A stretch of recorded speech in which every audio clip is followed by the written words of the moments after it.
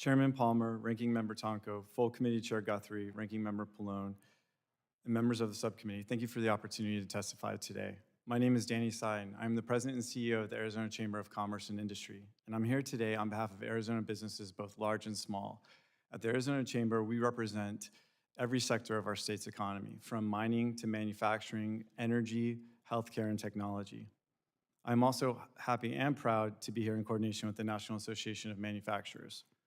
The issues we're discussing here today are very personal for me. Before leading the chamber, I worked for Intel, where I saw the impact firsthand of federal permitting decisions have on investment, innovation, and jobs.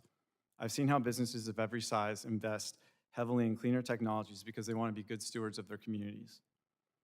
That experience drives my perspective today. Arizona businesses aren't asking for a free pass, they're just asking for a fair chance to grow responsibly. Arizona is at the center of America's growth story right now. We are attracting historic levels of investment in industries that are vital to outcompeting China, strengthening our national security, and providing for a clean energy future. A symbol of that growth is TSMC's decision to invest $165 billion in Arizona, the largest foreign direct investment in United States history. This didn't happen by accident. It's a product of years of smart policies in a competitive environment. Since 1990, our state's population has skyrocketed. Our GDP has risen by over 550%, and vehicle miles traveled have soared. Yet overall emissions are down 70%. That's proof that economic growth and cleaner air can go hand in hand. Despite this progress and continued rigorous efforts to reduce emissions, Arizona continues to face ozone challenges driven by factors outside of our control. In fact, approximately more than 80% of our ozone comes from other states, from Mexico, from Asia, and natural events like wildfires. Matter of fact, even if we were to shut down every industrial source in the state and took every car off the road in Phoenix, an area the size of the state of Connecticut, we would not meet the standard. Still, Arizona's businesses are penalized as if they are responsible. This is not just a regulatory burden. It is an economic and strategic threat that could result in projects vital to national security being delayed or stopped. If companies can't build here, they'll build somewhere else, likely in countries with weaker standards, and that's a lose-lose scenario. To make matters worse, unlike states with long industrial histories, Arizona, which is the newest state in the Great 48, has no emission reduction credits or offsets to rely on. So when a new facility wants to break ground or an existing one wants to expand, there's no offsets for them to purchase. Our bank is empty. It's a regulatory dead end, and innovative industries that would reduce emissions long-term are blocked from growing.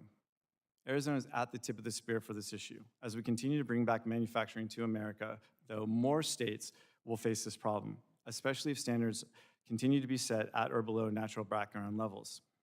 I do want to briefly recognize progress already made under EPA Administrator Zeldin's leadership.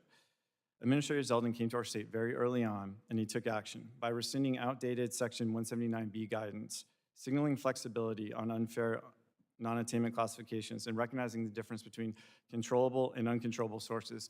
EPA is moving towards fairness. But what struck me the most about that meeting wasn't just the policy, it was the people in the room.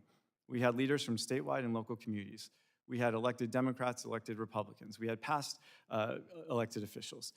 And everyone in the room were all rowing in the same direction. This shows what is possible when we prioritize solutions over politics. Congress and this committee can now build on this progress through 6 reforms, which I'm glad to discuss in detail during Q&A. The first, protecting competitiveness by keeping standards realistic. Second, codifying reforms to Section 179B. Incentivizing upwind controls. Fourth, modernizing permitting. Fifth, encouraging innovation and collaboration. And finally, 6, strengthening cooperative federalism by allowing states to approve projects if EPA fails to act within a reasonable timeframe. These reforms will help give private sector investors certainty. Arizona is now a global hub for advanced manufacturing. Our request is simple.